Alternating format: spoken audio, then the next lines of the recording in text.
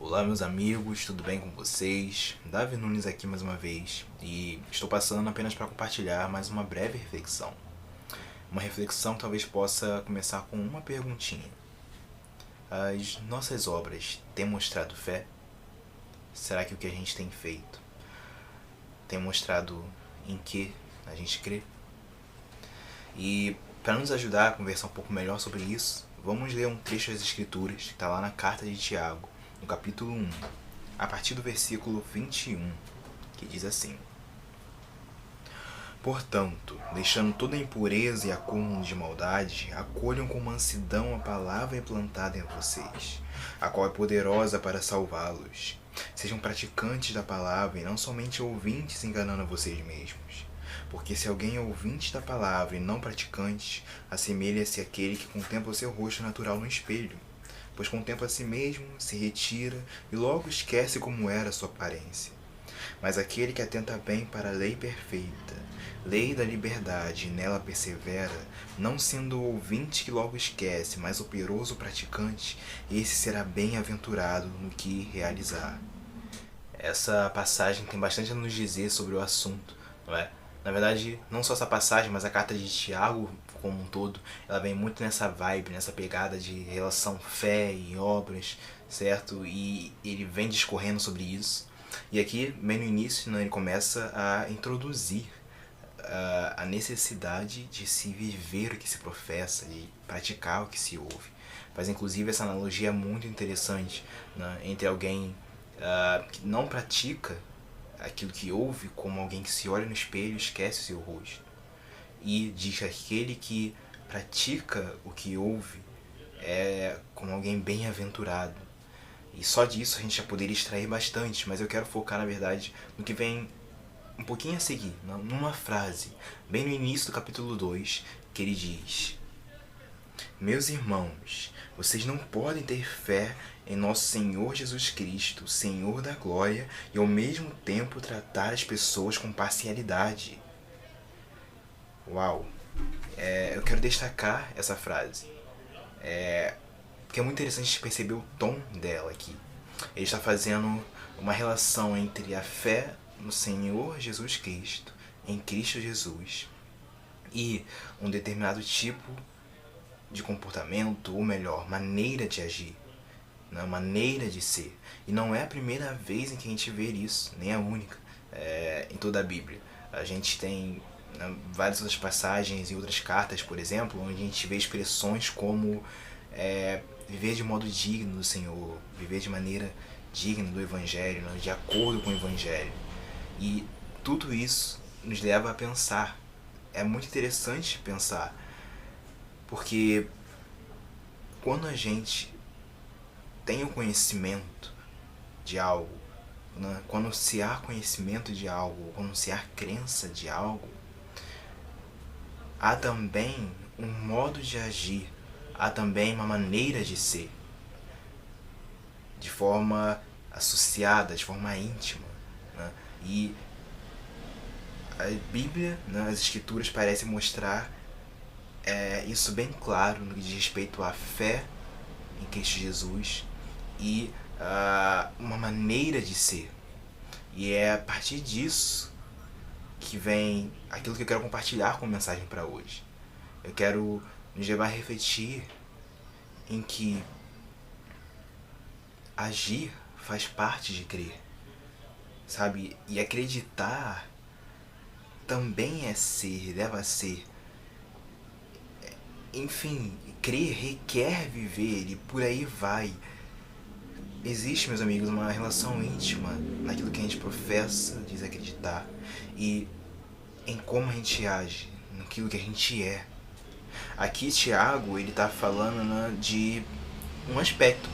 Um dos aspectos de alguém que reconhece a Cristo Jesus, que crê, que tem conhecimento dele, crê em quem ele é neste nome, um dos aspectos disso é uma não parcialidade, ou seja, um não olhar de interesse, um não olhar mesquinho, não preconceituoso de se aproveitar de quem de repente tem melhor posição e por aí vai. Uma dos aspectos de se reconhecer Jesus é não ter isso. Como falei em outras passagens, a gente pode pegar outros aspectos.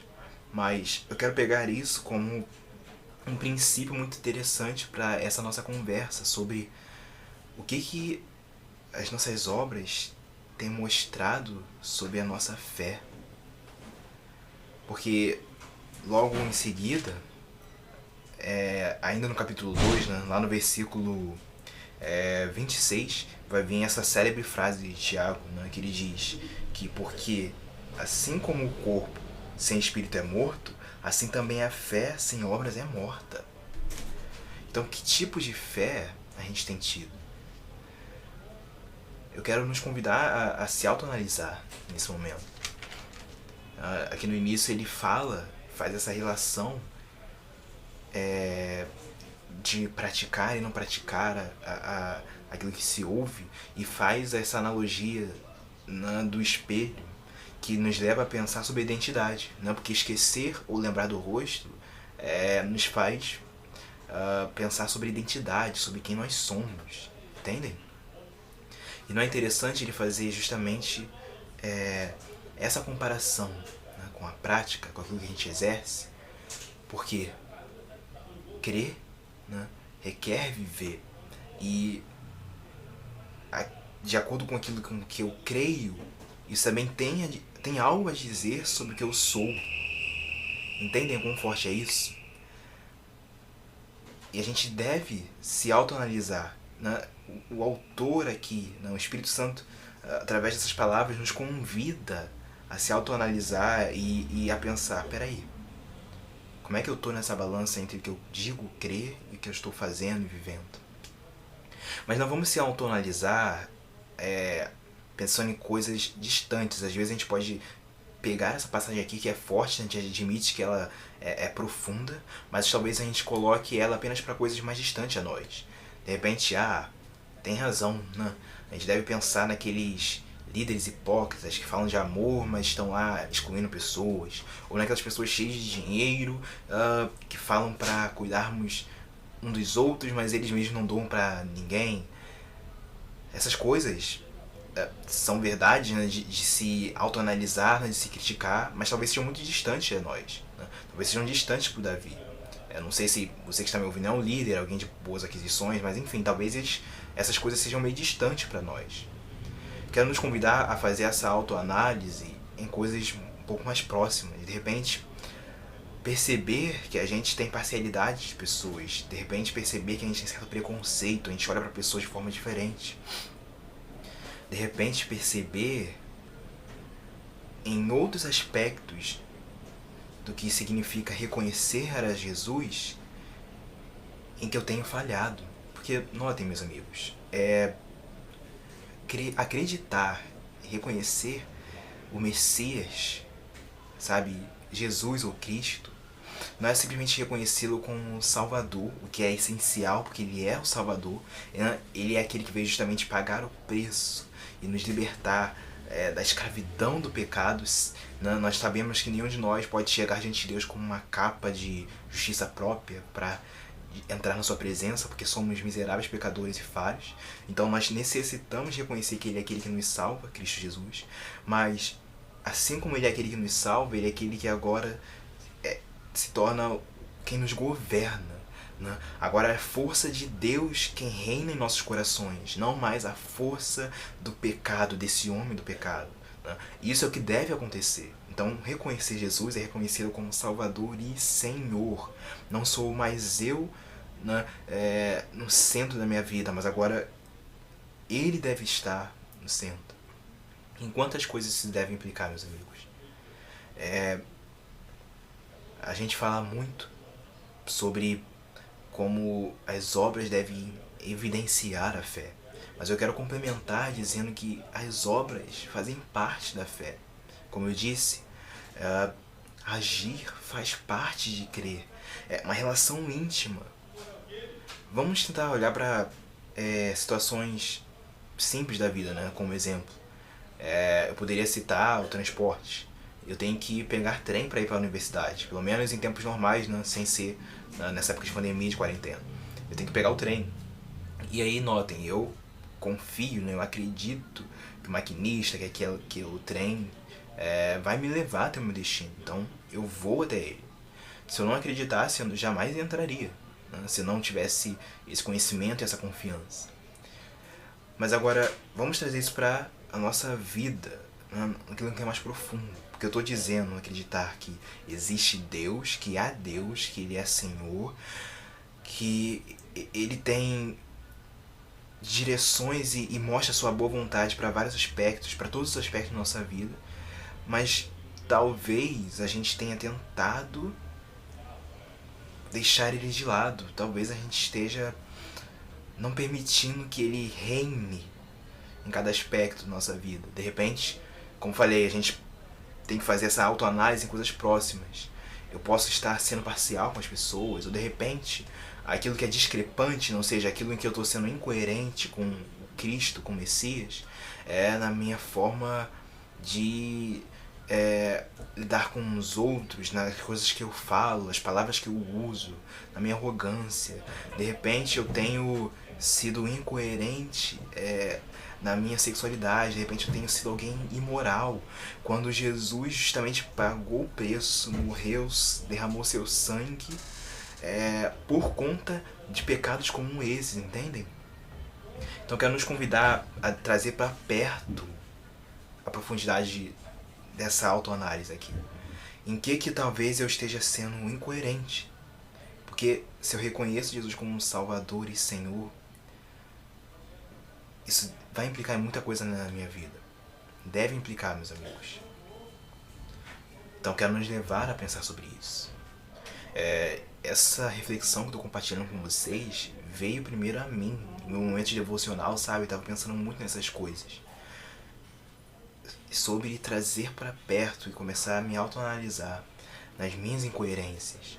Como falei, vamos trazer para perto. Estou insistindo nisso porque é preciso fazer essa autoanálise de como está nosso coração.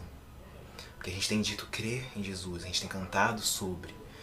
A gente até fala sobre, eu estou aqui falando para vocês, mas será que essa nossa fé está sendo real? Eu acredito, entendem? Quero nos levar a se criticar, perceber o que está errado aqui dentro de nós e nos corrigirmos. De repente, a minha incoerência é a forma como eu lido com as pessoas, uma vez que, se eu acredito em Cristo Jesus, eu devo acreditar em amar o próximo como a mim mesmo. Ou não, de repente a minha incoerência tem sido a forma como eu lido com a vida, porque eu digo acreditar em Deus, que é presente, que ouve orações sim, que é vivo, é um pai relacional, mas eu não oro. Eu vivo uma vida sem oração, não consulto a ele, eu vou tomando decisões. Eu vou pra lá, sem consultar as escrituras, sem perguntar a Deus qual é a vontade dele, porque talvez eu não acredite que ele fale. Ou talvez a minha coerência não seja essa, de repente seja até um bom religioso em alguns estereótipos, mas como falei, de repente a minha fraqueza pode ser na minha imoralidade. Eu olho o próximo como alguém para me dar prazer, ou eu me rendo à satisfação da minha carne em tentações sexuais, porque eu quero meu prazer, ou não só nisso, de repente aquilo que eu consumo, porque eu quero prazer. Olha só o que isso está mostrando. Que eu creio mais no prazer do que essas coisas podem me dar, dessas coisas, né, desse século podem me dar. E se eu creio mais nisso, se eu busco mais o prazer, olha a relação do acreditar e do ser. Isso me torna mais um hedonista, alguém que está vivendo em função do prazer. E olha como isso é perigoso. Logo adiante na carta de Tiago, ele vai falar, ele vai nos questionar e perguntar de onde é que vem as atrocidades do mundo, né? A maldade, tudo isso. Não vem por acaso nossas paixões e inclinações, né? Essa nossa natureza corrompida? Justamente por vivermos em função do que eu quero. Então, isso deve nos levar a se criticar, meus amigos. A gente deve se conscientizar, sabe? Porque talvez a nossa fé esteja morta, e a gente esteja fingindo que crê, quando já não há mais algo aqui dentro. Talvez a gente esteja apenas existindo de forma rasa, deixando a vida nos levar. Mas pode ser que não, pode ser que a gente até creia em Deus no sentido de noção de que Ele existe, mas a gente não acredite nele. A gente não confie nele. A gente não confia que a sua vontade é boa. A gente até quer ter ele como um adorno para um momento difícil, para o desespero, mas no dia a dia talvez a gente não confie, a gente não acredite naquilo que ele diz na sua palavra. Poxa, ele me manda agir dessa tal forma, ele tem esse propósito aqui para essa forma de ser, nos meus caminhos da vida, para os meus relacionamentos, para enfim, o que for. Só que eu não quero aceitar isso. Mas isso não é possível, porque como eu disse, reconhecer quem Jesus é implica em reconhecê-lo como o Salvador e o Senhor.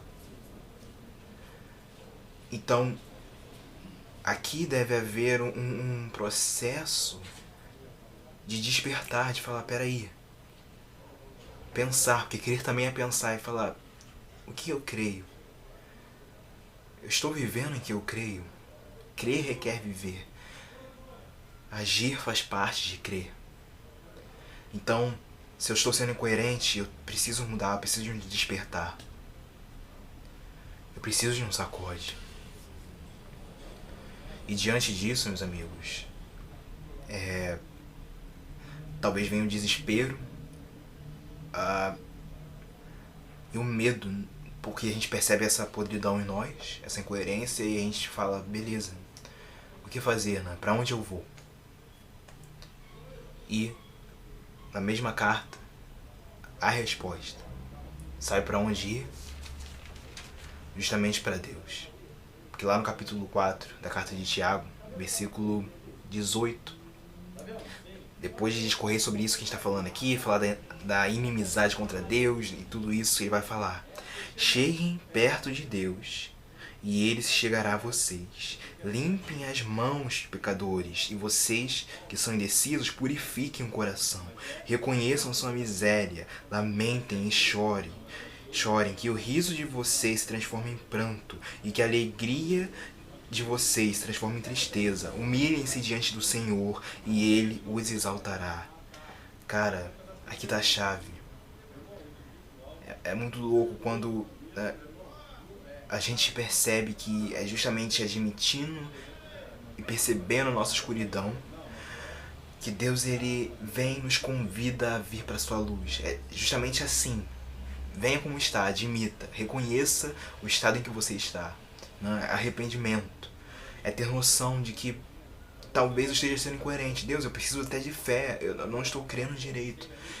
Eu preciso da tua força porque eu não tenho força para viver a tua palavra. Eu não quero, algo em mim não quer.